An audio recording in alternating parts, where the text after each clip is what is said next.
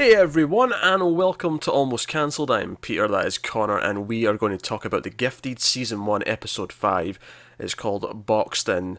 Full spoilers for the episode, as always.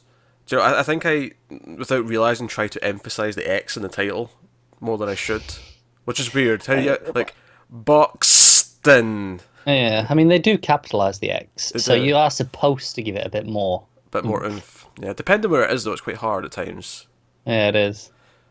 But it's easy when it's the end of the word. If it was just box, it'd be like box. Like yeah, you Yeah, could and so, really so when they start on it as well. yeah. But yeah, so this was. So it's funny. So the previously on was playing throughout this episode, to the start of the episode, and it got to the Turner stuff, the Jace stuff, and I was kind of thinking, like he's okay, but like I can't connect more with what he's actually been through. He doesn't feel like he's developed enough. And then it went straight into a flashback of him he's losing his daughter, and I'm like, you know what? The show was reading me. The show was reading exactly what I needed next from this, and it Yeah, gave it to me. and I guess we're starting every episode with a flashback now. Oh, that's true. You're right. Yeah, that's like three in a row. That's three in a row. Obviously, the first one I don't think had one, but that was its own thing anyway. Yeah, but like, yeah, now we're in this rhythm of it because we had the Eclipse one, the Eclipse Yeah, Polaris one. Then last week we had the what's his face, Pulse. Was it Pulse? yeah, Yeah. yeah. It was Pulse. Like his sort of like downfall, and then yeah, this week we had this on So the. it must be four in a row because episode two we had the bowling alley. You're right. Yeah, it's been four in a row. Everything Yeah, episode start with a flashback. Uh, I'll give them this. They're showing restraint because unlike Arrow, there's just the one flashback. It's done. Sets up the thing, and we and can that's it. Yeah, we can go on with our lives. Uh, this flashback I thought was mostly pretty good. I did think there was a couple of weird moments where I felt like they were really. It felt really weird that they weren't showing some of the protests because they're looking over. Because they're in the park and his daughter's on the merry-go-round and she's just sort of happy, and he's lying down next to his wife who we've not seen before, and they keep looking over to this and we just see kind of like trees and stuff, and it really felt weird. It was like because they were the first time it was okay, but then they reacted to something. It was like, wait, where is it? What's going on? Like, yeah, are we saving budget here? What's yeah. happening? Hire some extras. Yeah. Then it was like, no, it's behind the trees, and we see some like effects coming up of like powers happening, behind the trees. So, like, it was okay. Like the actual moment afterwards where everything happens and the grass is like scorched next to them, like that was okay. But it really felt like they were saving money with just not seeing anything. It did, and actually the effect itself, like you had that red glow. It felt like it only did like one part of the screen and then it cut away. It really felt like they were, getting this to be as cheap as possible, this scene. They were. It's odd, and it's a shame because it's actually.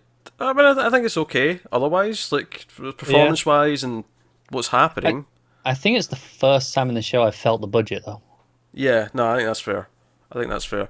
Now, to be fair, the rest of the episode actually has some impressive little moments. So, I mean, clearly Yeah. they said, okay, that these moments are worth the money more, and this I one we just can think fake. that's why it stands out a bit Yeah, because, typically across the show it's been really, quite a high standard and that just wasn't. yeah, no, that's fair. So, we split into two groups for the most of the episode, and we have they've gotten away because the last episode we ended just on them running away from the prison break from the convoy, like we were just Yeah. kind of in that car, and that's where we start off. The family, along with Thunderbird, go back to the base, whereas because they know there's like drones and stuff coming, Polaris and Eclipse decide to we'll sort of go and distract them, throw them off the scent, so on. Which does lead to a really fun bit in the car where she like gets the mirror, the rear view mirror, and like floats it outside the car so he can like Reflect his light on it. yeah, and like get the drone Yeah. that's directly above them. That was pretty cool. That was a fun little trick. And I mean, I have to question how it can reflect off a little bit of a mirror, but a full metal drone. Oh no, that's going straight down.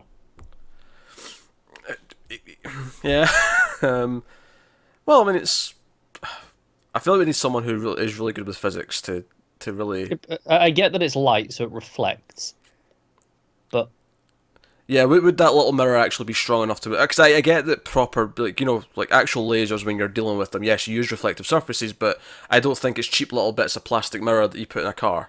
Exactly. Yeah, I think that's my concern. yeah. It's not a proper like I crystal. like the idea, Say. though. I mean, Yeah, I'll give it that. I mean for a fun moment. I'm not going to criticize it too much. I was. I'm not. I just a thought that popped into my head when it was happening. And then like, off if the baby's a girl, we'll call it Aurora because of the whole effect when their powers collide. Oh, there's a nice Yeah, little it's very touch. good. Yeah. I'm sorry, was that too much of a pun for you? You're like, No, oh, it was a little bit like, who actually does that? well, no. What do you mean? Actually, does what? No, but who The would fi- actually think that and go, yeah, that's it. We're gonna go with the pun for the name. Oh, I would. No question. Yeah, you would. No question. I mean, This is why you're never gonna have kids. I have said this repeatedly. Because the chances of this happening are highly unlikely. But if I end up with quintuplets, right, and they're all boys, Michelangelo, Donatello, Raphael, and Leonardo, it's happening. I think it's amusing how you think you get that much of a say in it. No. See, this is the beauty of it. I'll say, honey, you can name any kids we ever have whatever you want, except on one condition, which you will sign on contract, on writing. You will put this down. If we have 4 boys that are all born at the same time, these are the names, and she'll have to honour it. God damn it! I'll get it in writing. I'll make This it all is starting official. to sound like abusive. It's like she will have to honor it. No, I'm just making sure there's no weaseling out of it. All right, no weaseling out of it. Just saying. Like I say, only if I happen to get 4 boys at the same time. That's us all. Just under that one strict. The chances of that are, come on. What was pretty low. 10 million to 1, something like that. I don't know.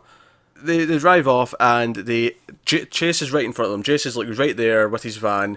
Which, by the way, this is small nitpick here, but when they're inside the van and it's driving, and in the van it's like there's some computers and he's like just walking around and the other guy's on the desk. I'm like, he should be rocking about a bit more. He was just standing there as if they're in a room. Yeah, I get that they are in a room, but just shake the camera a little bit at the very least. Yeah, Move about. A little shake. Just What they really should have done is, just built a little box on some springs and just kind of rocked it about a little if they wanted to do this.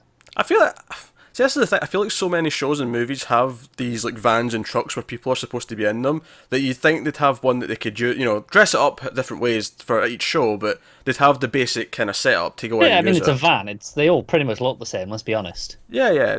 So I don't know. It just stuck out to me.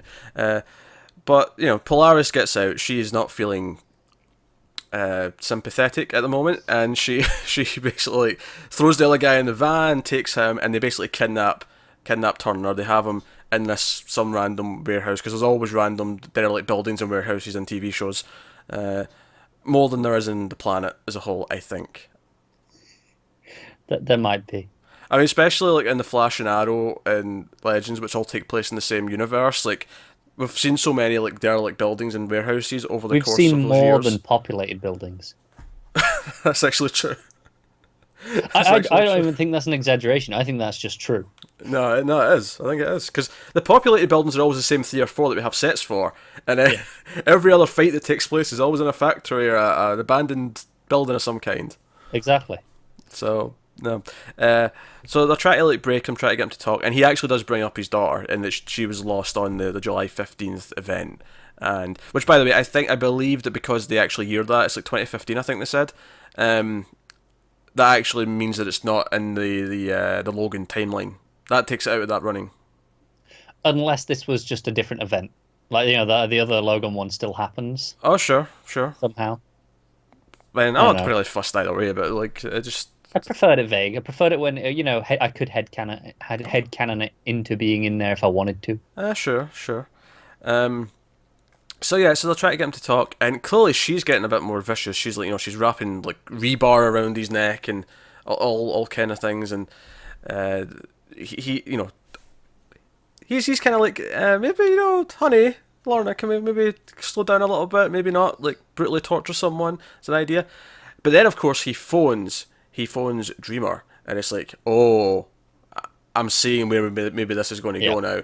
And I actually got very intrigued at this point, because I was thinking, this is how you make him a lot more interesting, or give him a lot more weight to his character. If Dreamer goes in and messes with his memories, And I'm like, oh, they're going to take his memory of his daughter away, so he doesn't have the the vindictive grudge that he had Yeah, he before. doesn't have the drive. Yeah, but the thing is that it turns out that wasn't the case. She actually just wants to try and like kind of like get information, and because the police are kind of coming in and attacking them with tear gas and whatever else, they basically have to rush off. And Dreamer even says out loud as they're pulling her away, "No, don't do it now. This is bad. This is a bad idea," because she knows that if she's pulled away mid process, that it'll Yeah. mess him up.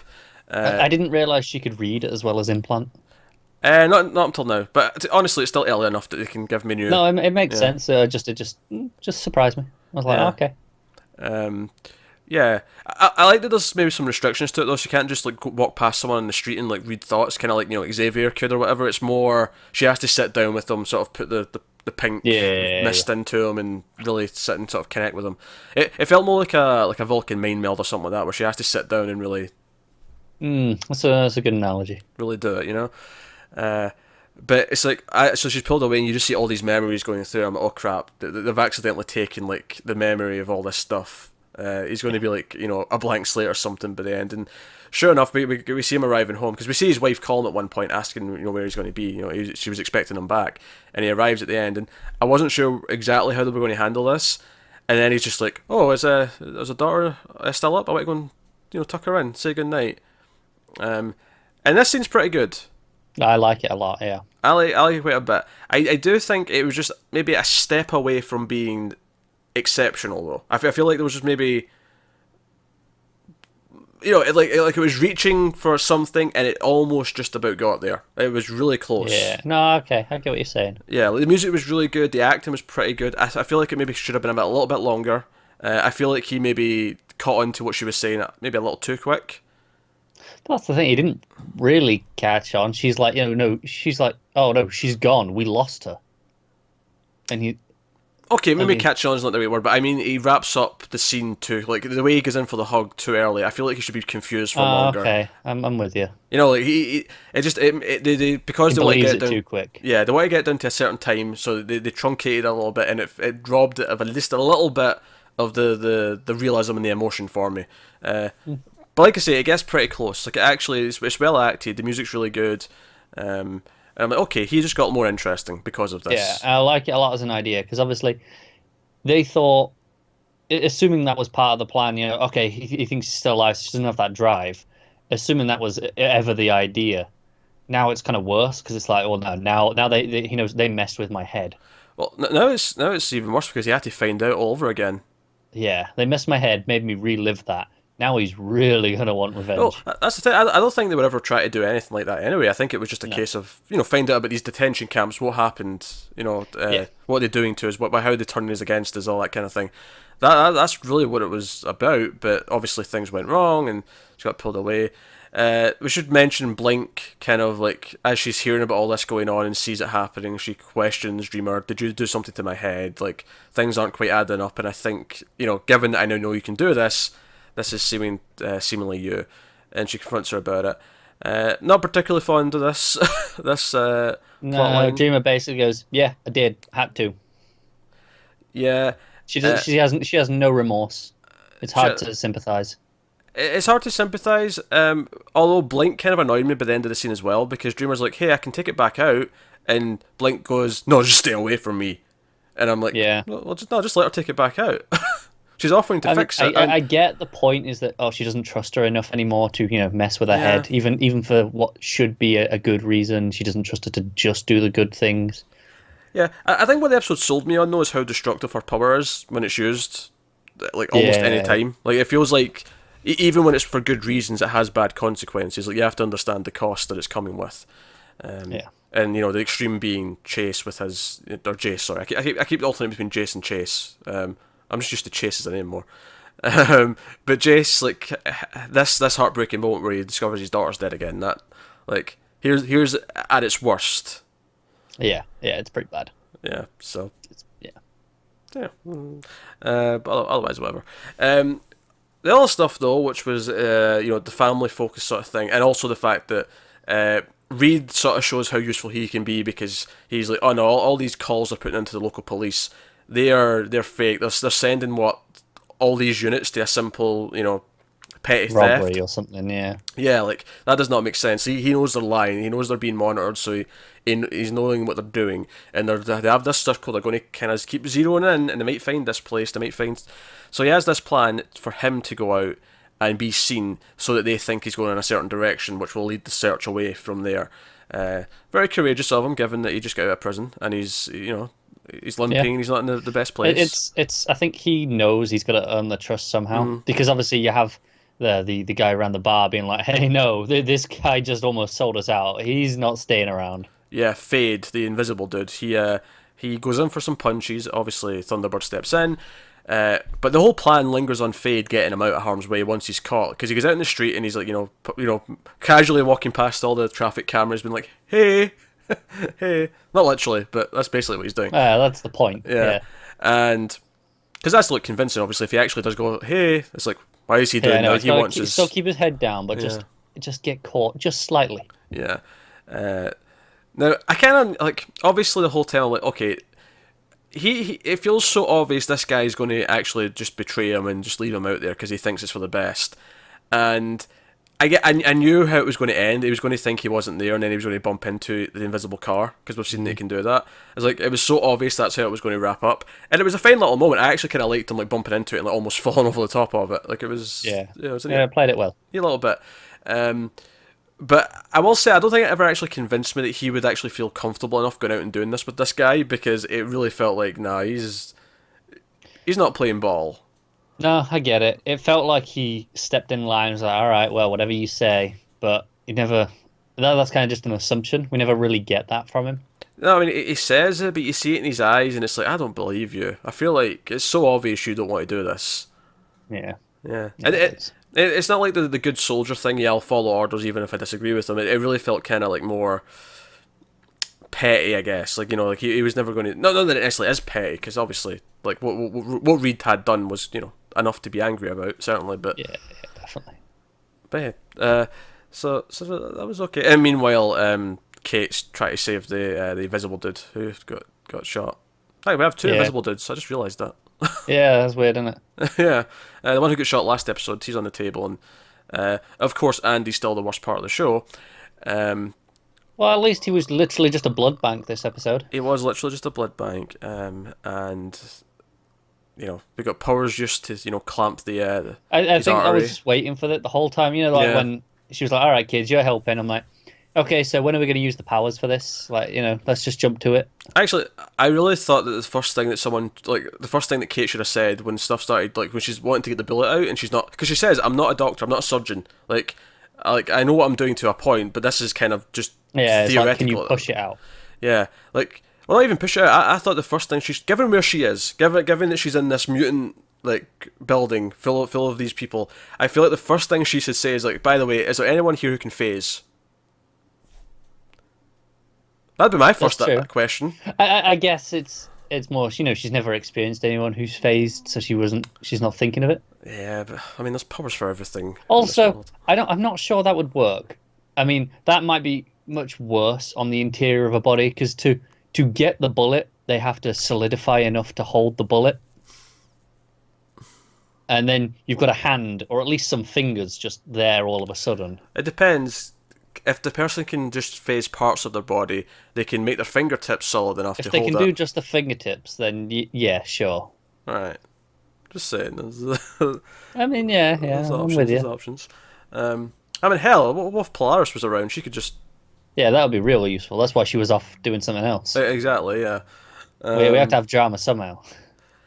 I'll give it credit, though. I feel like, again, we've kind of changed the status quo. We've got Reed with the group. They have the nice little family dinner scene at the end, but they're all seem happy.